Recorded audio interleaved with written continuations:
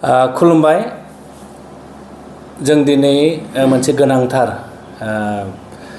साबजेक्टखौ लानानै नोंथांमोननि खाथियाव जों फैदों। आंनि लोगोआव दङ दुलाराय बर' फरायसा आफादनि सोलोंथाइ नेहाथारि सोमावसार बसुमतारी। जों बयबो मिथिगौ 2025 मायथाइनि मेट्रिक आनजादखौ मैया 11 एप्रिलाव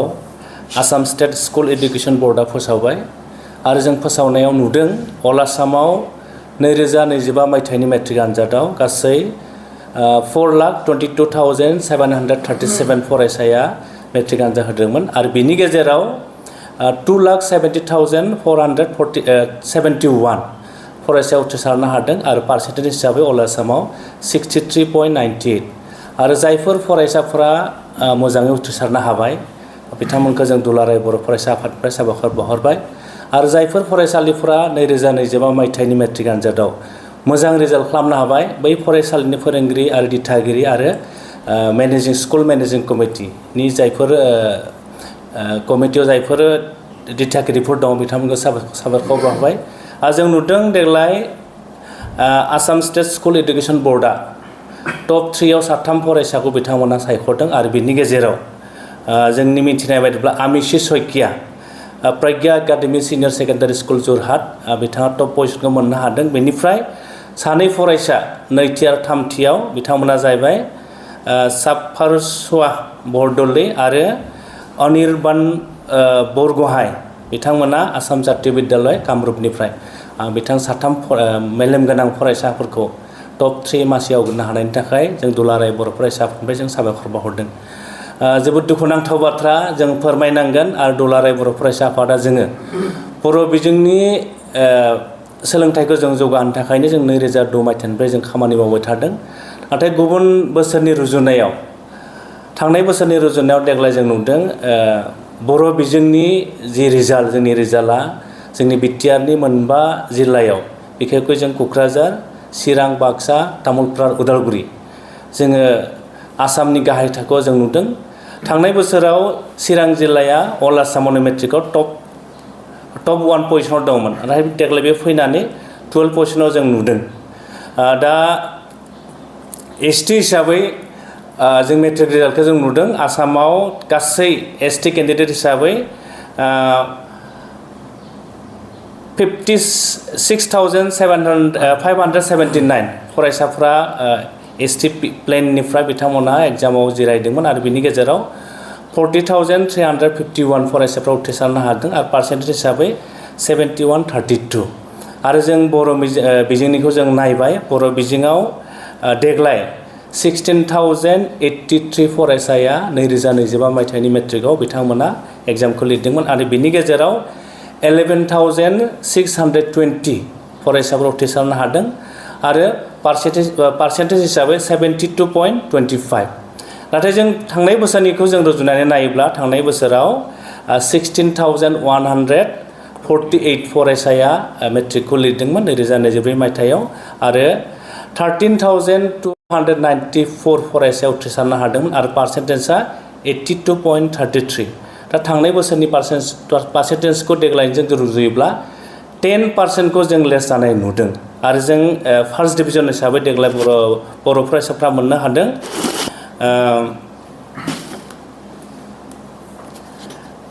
2,824 देग्लाय बर' बिजोंनिफ्राय 2025 मायथाइनि मेट्रिक आनजादाव 2,824 फरायसा मोननो हादों आरो थांनाय बोसोराव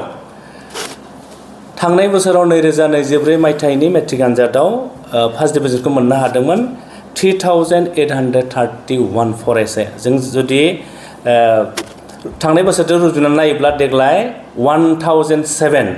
माने 1,007 जन जोंनि फरायसाफ्रा माने फार्स्ट डिभिजनखौ खम मोनदों आरोखि। दा जायफोर बर' बिजोंनिफ्राय देग्लाय दुलाराय बर' फरायसा आफादनि जोङो अल आसामाव जायफोर बर' बिजोंनिफ्राय फरायनानै टप 10 मासियाव आवग्रिनो हायो बै मेलेमगोनां मोजां फरायसाफोरखौ जों दुलाराय बर' फरायसा आफादा कमल कुमार ब्रह्म देरहासार बान्थाजों बिथांमोनखौ बरायनाय जायो मान बावनाय जायो आरो देग्लाय बिनिनो 13 फरायसाफ्रा बिथांमोना टप 10 मासिखौ मोननो हादों आरो जायफोर फरायसाफ्रा बर' बिजोंनिफ्राय टप 10 मासिखौ मोननो हाबाय बेखौ जों दुलाराय बर' फरायसा आफादनिफ्राय बिथांमोनखौ जों साबायखर बावहरदों बिथांमोनखौ बरायदों आरो बर' बिजों फरायसालिनिफ्राय जायफोर फरायसालिफ्रा मोजां रिजाल्ट बिथांमोना फरायसाफोरखौ मोजां रिजाल्ट होनो हाबाय बै फरायसालिनि फोरोंगिरिफोरखौबो जोङो बरायहरदों बिथांमोननि दिथागिरिफोरखौ बरायहरदों आरो गासै फरायसाफोरखौ जोङो बरायहरबाय आरो जायफोर फरायसाफ्रा 2025 मायथाइनि मेट्रिक आनजादाव उथ्रिसारनो हायाखिसै बिथांमोनखौ जों खावलायगोन गोनो गोथो जानाङा दुखु मोननो नाङा मानि थाखाय रिजाल्टआ गाज्रि जाखो बेखौ नायबिजिरनानै उनाव जेन आरोबाव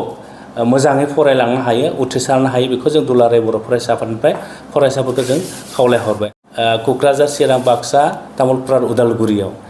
देग्लाय रिजाल्टआ जोबोद गाज्रि आसामनि लिस्टआव जों नायोब्ला डिस्ट्रिक्टफोरनि लिस्टखौ नायोब्ला जोंनि मोनबा जिल्लानि जि माने लिस्ट बेयो गाहायाव दङ आरो बेखौ जों नायबिजिरलायोब्ला गोबां बेवहाय जेंनाफोरखौ जों नुयो नाथाय जों दिनै दुलाराय बर' फरायसा आफादा जों बुंगोन जायफोर जेंनाफोरनि थाखाय बेफोरबायदि रिजाल्टआ जादों बैफोर जेंनाफोरखौ जोङो नायबिजिरलायनायनि सम फैबाय आरो दुलाराय बर' फरायसा आफादा माब्लाबाबो जोङो बेफोर थासारिजों जों कमप्रमाइस खालामा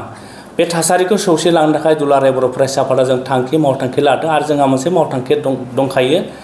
आदब आरो गुन गोनां सोलोंथाइनि मावथांखि आरो बेखौ जों दुलाराय बर' फरायसा आफादा बे मावथांखिखौ जों मोनसे जांख्रिखांनाय हिसाबै जों लादों आरो बेनि थाखाय जों दुलाराय बर' फरायसा आफादा फैबाय थानाय समफोराव जोङो बेफोर रिजाल्टफ्रा मानो खम जालांदों मानो ल' स्टेन्डार्ड जालांदों बिनि बागै जोङो जोंनि फोरोंगिरि जोंनि दिथागिरि जोंनि फरायसा जोंनि जायफोर समाजारि जोंनि जायफोर आफादफोर दङ बिथांमोनखौ लानानै जों सावरायलायगोन जायफोर इडुकेसनिस्ट दं बिथांमोनखौ जों लानानै सावरायलायगोन आरो जोङो आसाम सरकारखौबो जों खावलायगोन बिटिआर सरकारखौबो जों खावलायगोन जे सरकारनिफ्राय बर' बिजोंनि फरायसालिफोरखौ जाबायदि बिथांमोना जोथोन लानांगौ बेखौ लानांगोन जों नुदों गोबां जोंनि बर' बिजोंनि फरायसालिफोरानो दाबो भेन्सा जानानै दङ बिटिआर सुक्ति जालांबाय बिटिआर सुक्तिनि 6.3 रोखा रोखा लिरनानै दङ जे भेन्सार स्कुलफोरखौ सरकारि खालामनांगौ आरो बेनि थाखाय जों दुलाराय बर' फरायसा आफादा 6.3 पइन्टखौ जोङो इमप्लिमेन्ट खालामनो थाखाय जों सरकारखौ नारसिनगासिनो दङ आरो बेनि अनगायैबो जायफोर सरकारि बर' बिजोंनि फरायसालिफोर दङ जों नुदों गोबां फरायसालियाव दाबो फोरोंगिरिया थोजासे नङा बबेबा फरायसालियाव बिगियाननि फोरोंगिरि गैया अबेबा फरायसालियाव जों सानखान्थिनि फोरोंगिरि गैया अबेबा फरायसालिफ्राव दाबो इंराजिनि फोरोंगिरि गैया आरो गोबां फरायसालियावनो थोजासे फोरोंगिरि गैया बैफोरबायदि फरायसालियाव थाबैनो आसाम सरकारखौ जोङो खावलायगोन थाबैनो बेफोरबायदि बर' बिजोंनि फरायसालिफ्राव फोरोंगिरि थाबैनो थिसननांगौ आरो जि मोनसे गाज्रि रिजाल्टआ बर' बिजोङाव जादों बे गाज्रि रिजाल्टनिफ्राय जोङो रैखा मोननो थाखाय जों उदां जानो थाखाय सरकारा जेसेबां खामानिखौ मावनांगौ सरकारखौ जों खावलायहरबाय आरो जोंनि समाजारि जायफोर अनुष्ठानफोर दङ जायफोर जोंनि समाजारि आफादफोर दङ बिथांमोनखौबो फैबाय थानाय समफोराव दुलाराय बर' फरायसा आफादा मावनो लानाय जे जों सोलोंथाइनि मावथांखि बेवहाय बयखौबो जों बाहागो लानो थाखाय खावलायहरबाय आरो जों दुलाराय बर' फरायसा आफादा जोंनि 19थि कमल कुमार ब्रह्म देरहासार बान्था 2025 मायथाइनि जायफोर फरायसाफ्रा मोननो हाबाय आं बिथांमोननि मुंखौ जास्ट आं नोंथांमोननि सिगाङाव फोरमायनो नागिरदों सेथिखौ मोननो हादों UN एकाडेमि तामुलपुरनि नयनमणि बर' बिथाङा गासै 561 टटेल नाम्बार मोननो हादों आरो पार्सेन्टेज हिसाबै 93.5 नैथियाव दङ चिरां जिल्लानि UN एकाडेमि बिजनीनि हायुंसा बसुमतारी बिथांनि पार्सेन्टेजआ जाहैबाय 91.17 थामथियाव दङ बाथौ आश्रम हाई स्कुल मेदाखात बाक्सानि मिथिसार स्वर्गियारि पार्सेन्टेजआ जाहैबाय 90.67 ब्रैथियाव दङ सिजु एकाडेमि केशव नगर बाक्सा गोजोन बर' पार्सेन्टेजआ 90.5 आरो बाथियाव जों साथाम फरायसाफोरखौ मोननो हादों बेनि सायाव हाथरखि फरायसालि सालबारिनि बाक्सानि 89.83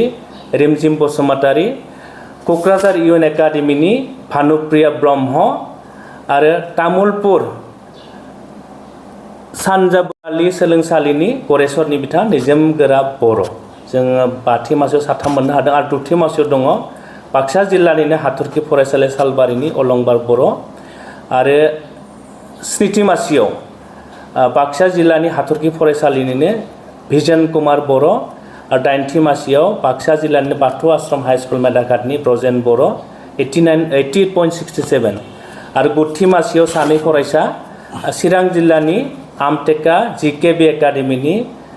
जोंफुं बसुमतारी 88.5 क'क्राझार हरिनागुरि हाइ स्कुल क'क्राझारनि शिल्पा ब्रह्म 88.5 आरो 10थि मासिखौ मोननो हादों UN एकाडेमि बरपेटा रोड बाक्सानि चन्द्रिका रानी औवारी गासै 13सा मेलेमगोनां फरायसाफोरखौ जों दुलाराय बर' फरायसा आफादनिफ्राय 19थि कमल कुमार ब्रह्म देरहासार बान्था मोननो हानायनि थाखाय जों साबायखर बावहरबाय आरो फैबाय थानाय समाव दुलाराय बर' फरायसा आफादा मा जेंनानि थाखाय बर' बिजोंनि जि रिजाल्टआ नांगौ बायदि जानांगौमोन नाथाय जोंनि लुबैनाय बायदि जायाखिसै जों लुबैनाय बायदि जायाखिसै आरो बेफोर जेंनाया मानि थाखाय जादों बेफोर जेंनाफोरखौ लानानै दुलाराय बर' फरायसा आफादा जोंनि दिथागिरि जोंनि फरायसा जोंनि फोरोंगिरि आरो जायफोर सोलोंथाइजों लोब्बा गोनां जोंनि सानसुमैफोर दं बिथांमोनखौ जों लानानै दुलाराय बर' फरायसा आफादा जों खामानि मावगोन बे बेलायाव बयखौबो दुलाराय बर' फरायसा आफादा जि थांखिया नोजोरखौ लादों जोंनि सोलोंथाइखौ बर' बिजोंनि सोलोंथाइखौ जौगाहोनो बे बेलायाव बयखौबो जों हेफाजाब होगोन होननानै जों मिजिंथिबाय आरो बयखौबो खनसेबाव 2025 मायथाइनि मेट्रिक आनजादाव उथ्रिसारनो हानायनि थाखाय दुलाराय बर' फरायसा आफादनिफ्राय साबायखर जों बावहरबाय। बे खेबनि जिथु खम रिजाल्ट जिथु एसे दावख्लायनाय मा जाहोननि थाखाय जिथु फरायसाफ्रा बेबायदि जिथु उथ्रिसारनाय बेलायाव जौखोन्दोआ खम जादोंमोन जों दुलाराय बर' फरायसा आफादा जों नायदों जों नुदों जे बांसिन जोंनि फरायसाफ्रा ड्रप आउट जानाय जोंनि बिबां बे ड्रप आउट बिबाङा बिराद बांदों आरोखि जोंनि दा मोनसे जोंनाव रिपर्ट दङ प्राय 25-30 जोंनि बर' बिजोंनि फरायसाफ्रा बोसोराव ड्रप आउट जागासिनो दङ आरो ड्रप आउट जानायनि बेलायाव आरो बे रिजाल्ट गाज्रि जानायनि बेलायाव मा लोब्बा दङ होनब्ला जों बुंगोन बेवहाय जे गोबां जोंनि बर' बिजोंनि फरायसालिफ्रानो जायफोर सरकारि दङ दाबो थोजासे फोरोंगिरि गैया जों नुदों बेवहाय आरो जायफोर बर' बिजोंनि दा भेन्सार स्कुल दङ बेफोर सरकारि जायाखै बेनि थाखायनो जानो हागौ जोंनि जे रिजाल्ट बे रिजाल्टआ जोंनो खम जानायखौ जों जादों होननानै जों सानदों बे बेलायाव दुलाराय बर' फरायसा आफादा जों सिरियासलि जोङो माइन्डलि जों नायदों दा बेफोरखौ जोङो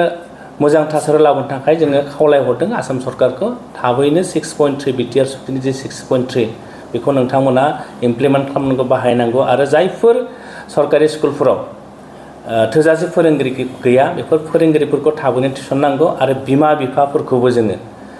फरायसाफोरखौ मोजां मोनसे इनभाइरनमेन्ट होनानै गावनि गथ' गथायखौ जोथोन लानो जों खावलायगोन आरो बेफोर गासिनो जाजोबोब्ला आं सानो बर' बिजोंनि जि हायलांनाय जि मोनसे जोंनि रिजाल्ट बे मोजां जागोन होननानै दुलाराय बर' फरायसा आफादा जोङो सानो।